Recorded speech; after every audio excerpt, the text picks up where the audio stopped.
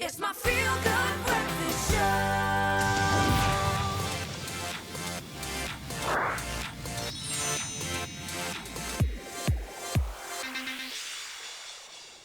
Welcome back at your Feel Good Breakfast Show. It's a Thursday morning, and as always, we are delighted to be in your company. Thanks so much for joining us at the start of a brand new day. Now, we've probably been told this a million times. Screen time for kids is bad, particularly video games. It's so bad.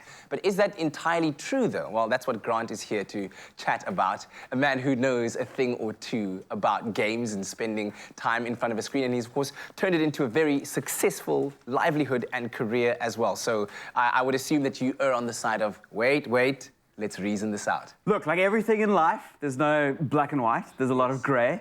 And it's the same with screen time. I think there's a lot of people that villainize it. Yeah. And again, I think South Africa is historically very technophobic.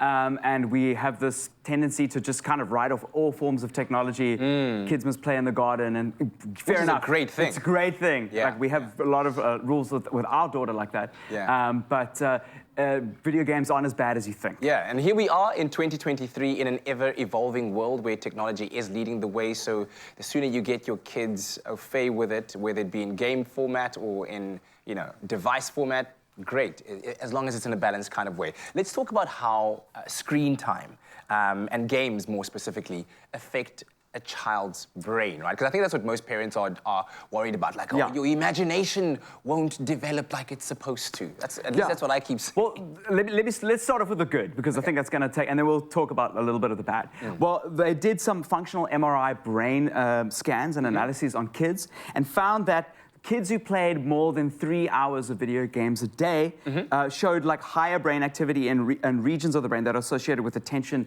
and memory. Okay. So when you have to be focused on tasks for an extended period of time, obviously video games allow you to focus on those tasks. And especially like where there's like a jeopardy in it. Like if you're not focused, then this is going to happen. There are consequences to it. And then obviously problem solving requires memory, and a lot of the things that you do and participate in the game requires you to remember things. It's a puzzle. I always tell parents that video games is like active TV. You get passive TV where they just sit and absorb something. Right. But because you've done it and you can sit catatonic in front of the TV and absorb it. But video games is your child has the opportunity to participate. Okay. And because of that participation, they're switching on parts of their brain that they weren't. So it's better than just vegetating. But like thinking about it like a puzzle, like an active puzzle. Yes, it's just displayed differently. So they also experience higher social activity with multiplayer games. Children that, or anybody actually, goes for all human beings, who play games where you're interacting with other people and have to work together. So team-based shooters, for instance, or League of Legends or Dota. Those games where you have to collaboratively work as a team and play a role often have much better team skills and team communication than other people that do solo games. You also obviously have better hand-eye coordination, and there's obviously better teamwork and group problem solving. And then again, like you were saying, they are more technologically savvy because they're exposed to technology, and there's a form of technological literacy that comes with using technology. Right. It is a privilege for us to have technology, and if you do have the privilege to share that with your children, allow them to learn how to code, that's also excellent. Okay. And then let's switch on to a little bit of the bad. A bit of the bad? Too much of a good thing is bad, right? Yes, and obviously there are negative side effects, but it's good to be aware of both so that you can help mitigate them.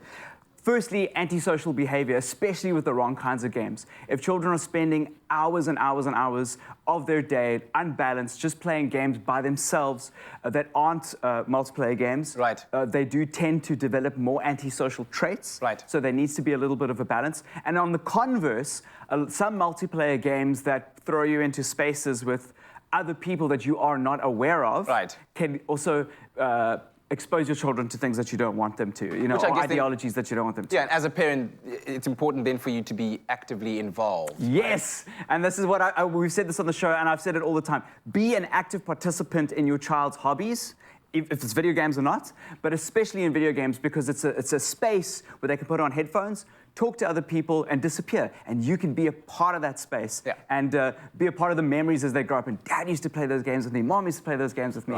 And make those spaces happy and understand them so you can help parent them. And then, of course, we want to keep it a balance as well. So spend enough time developing your skills teamwork skills, communication skills while playing games, but then also go climb a tree. Run around in the Use garden. those skills on the soccer field.